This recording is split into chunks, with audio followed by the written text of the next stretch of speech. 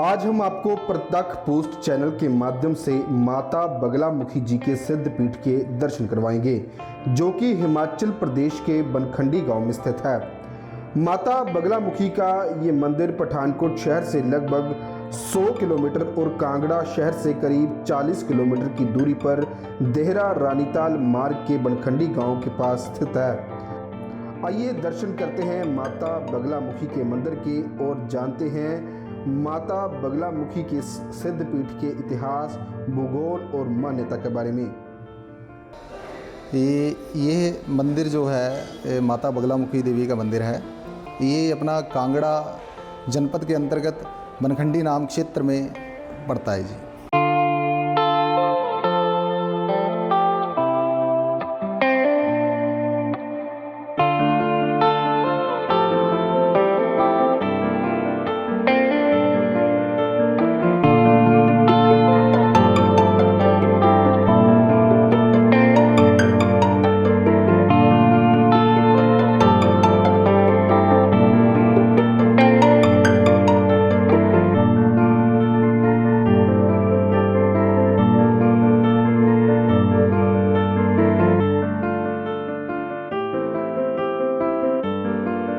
तो ये चिंतपूर्णी से अगर आप होशियारपुर से होते हुए आते हैं तो चिंतपूर्णी से NH के ऊपर ये अपना 30 किलोमीटर आगे बनखंडी के पास में माता बगलामुखी देवी का सिद्ध स्थान है।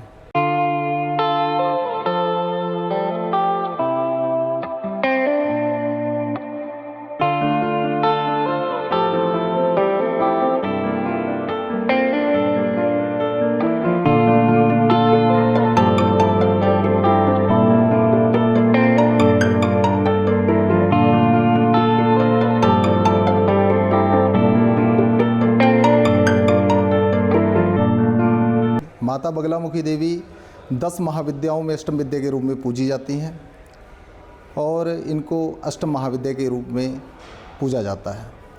प्रतिदिन यहाँ पर हजारों की संख्या से श्रद्धालु जो हैं दर्शन करते हैं, यज्ञ इत्यादि करते हैं।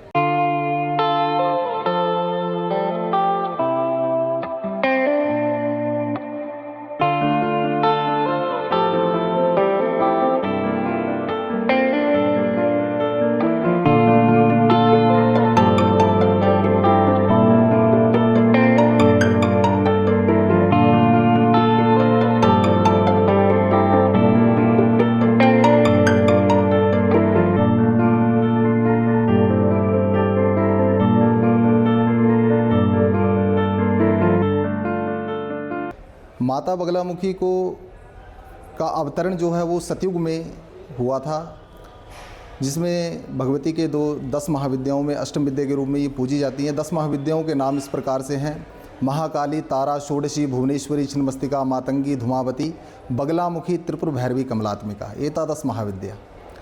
इन 10 महाविद्याओं की उत्पत्ति जो है सतयुग में हुई थी।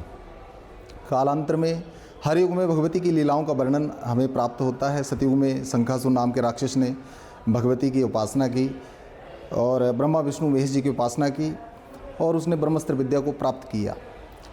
जब उसने आसुरी बुद्धि होने के कारण जब वो उसका गलत प्रयोग करने लगा तो सभी देवी देवता, यक्ष, किन्नर, गंधर्व, ऋषि मुनि चिंतित हुए। तो उन्होंने उसके हाहाकार से बचने के लिए जब वो ब्रह्मा विष्णु महेश जी के पास गए तो उन्होंने प्रार्थना की भगवान से। तो भगवान विष्णु जी ने श्रीविद्या की उपासना करके देवी को प्रकट किया। ठीक, भगवती के प्रकट होने मात्र से सारा संसार जो स्तंभित हो गया और शंखासुर नाम के राक्षस का वध हुआ।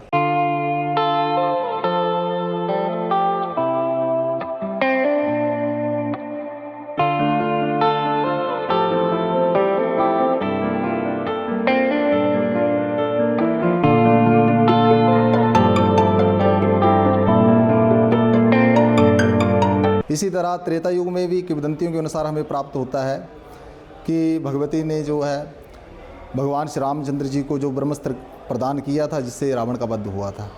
तो द्वापर में भगवान श्री कृष्ण जी ने पांडवों के विजय के लिए भी भगवती की उपासना की, पूजा अर्चना की।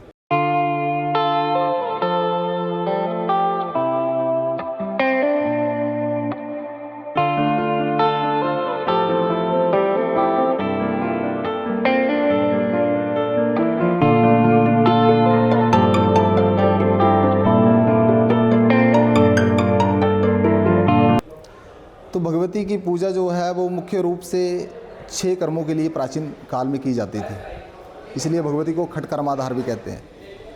शास्त्रों में कहा जाता है खट कर्माधार विद्या पणि प्राण प्रहारिका ब्रह्मस्त्र स्तंभनी विद्या स्तब्ध माया कुमारिका। तो ये 6 कर्मों की आधार विद्या माता बगलामुखी है। और लोग जो हैं, श्रद्धालु जो हैं, अपनी मनोकामना लेकर के भगवती के इस स्थान पर आते हैं और अपनी कामनाएं पूर्ण करते हैं।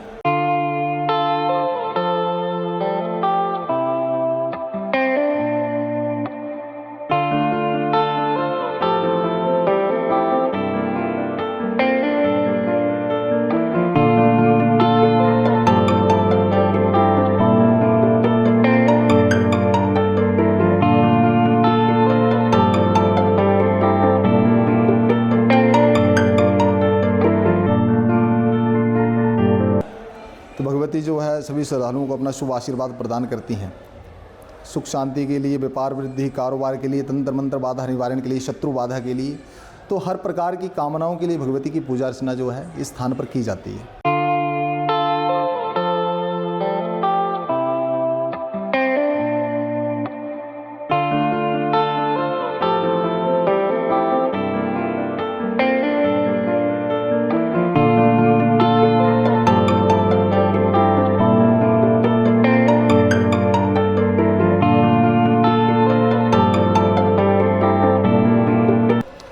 देखिए, बगलामुखी नाम से कई अर्थ प्रकाशित होते हैं। जैसे कि जो भगवती के स्नेही जन थे, जो भगवती के साधक थे, कुछ लोग ऐसा मानते हैं कि जो बगल में रहने वाली देवी है वो बगला है। कुछ लोग इसका अर्थ निकालते हैं कि बगुले के समान मुख वाली बगलामुखी, लेकिन इसका शास्त्रीय अर्थ भी है। जैसे बगला, बो से बकारे बारूणी देवी जो जल की देवी है, ग से गकारे सिद्धिदास मृता जो आकाश की देवी है, और लो से लरी पृथ्वी आत्मिक जो पृथ्वी की देवी है, अर्थात जो तीनों लोकों की देवी है वो बगला है। इसलिए भगवती को बगलामुखी कहते हैं।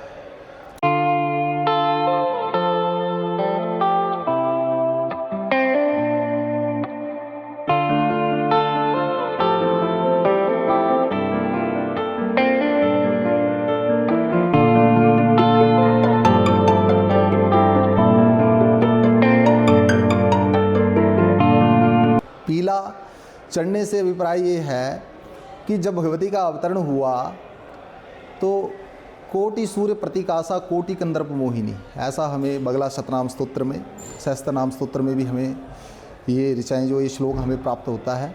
तो कहा जाता है जब भगवती का अवतरण हुआ तो करोड़ों सूर्य के समान भगवती के आसपास प्रकाश था, तो इसलिए भगवती को पीताम्बरा कहा गया। देवी देवताओं ने पीताम्बरा रूप से भगवती की स्तुति की, जो पीतम्बर ओढ़े हुई है, जिसके चारों ओर पीला प्रकाश फैला हुआ है, जिसने जो पीला प्रकाश जो है ओढ़ा हुआ है, तो इसलिए भगवती को पीताम्बरा कहते हैं। और इसलिए भगवती को जो है सारी चीज़ें, पीली चीज़ें भगवती को प्रिय हैं, इसलिए भगवती को पीली चुन्नी, पीला प्रसाद इत्यादि सब चीज़ें पीली ही चढ़ाई जाती है।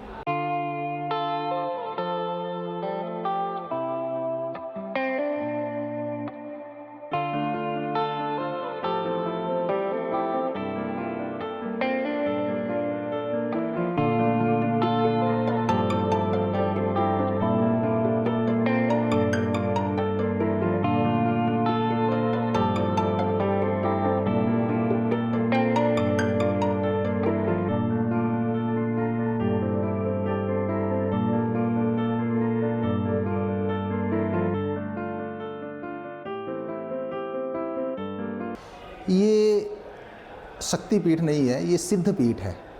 सिद्ध पीठ का मतलब होता है जहाँ पर नित्य प्रतिदिन यज्ञ, पूजन या जप तप इत्यादि जहाँ किया गया हो। तो प्राचीन काल से यहाँ जप तप, ये तपोस्थली भूमि है, यहाँ पर जप तप यज्ञ इत्यादि जो आज से नहीं हो रहे हैं, प्राचीन काल से ही हो रहे हैं।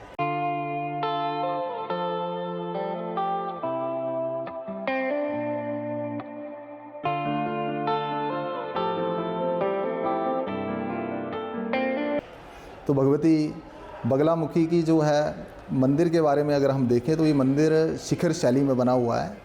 तो शिखर शैली जो है काफ़ी प्राचीन मानी जाती है वैसे तो भगवती की जो कथाओं से हमें प्राप्त होता है कि भगवती महाभारत युद्ध में भी कि जो राजा युद्ध में लड़े थे वो भगवती के उपासक थे, तो भगवती की उपासना तो प्राचीन काल से होती आ रही है। लेकिन मंदिर की दृष्टि से अगर हम देखें तो ये मंदिर जो है शिखर शैली में बना हुआ है, तो इसलिए मंदिर कम से कम भी ये 9वीं 10वीं शताब्दी का मंदिर है, ऐसा हम मान सकते हैं।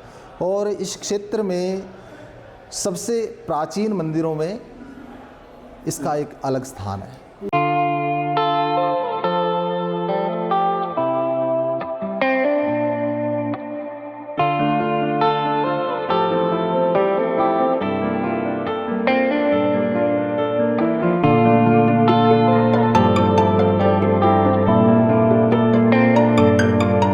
देखिए, पूजा जो है यहाँ पर हर प्रकार के कार्यों के लिए पूजा की जाती है। वैसे तो भगवती बगलामुखी के यज्ञ में जो है अनेकों औषधियाँ हैं, लेकिन जो शास्त्रीय विधि के द्वारा हमें जो औषधियाँ प्राप्त होती हैं, जो शास्त्र में वर्णित औषधियाँ हैं, उन्हीं औषधियों का यहाँ पर प्रयोग किया जाता है और उन्हीं औषधियों के द्वारा कार्य के हिसाब से औषधियों प्रयोग करके जो है यज्ञ इत्यादि हमारे यहाँ किया जाता है।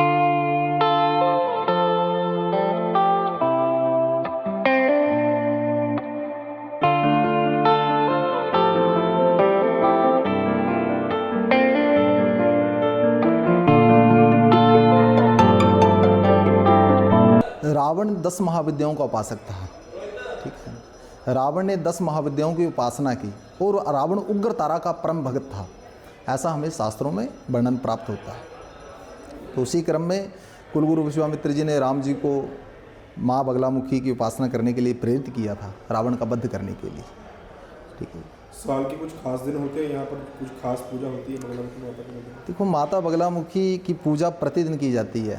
हमारे मंदिर के मुख्य प्रबंधक महंत रजत गिरी जी के सानिध्य में ही ये सारी पूजा अर्चना की जाती है और उन्होंने इस मंदिर में जो पूजा पद्धतियाँ हैं उन्हीं के सानिध्य के अनुसार, उन्हीं के द्वारा जो है हर प्रकार की व्यवस्थाएँ जो है मंदिर के मुख्य प्रबंधक जी के द्वारा की जाती हैं।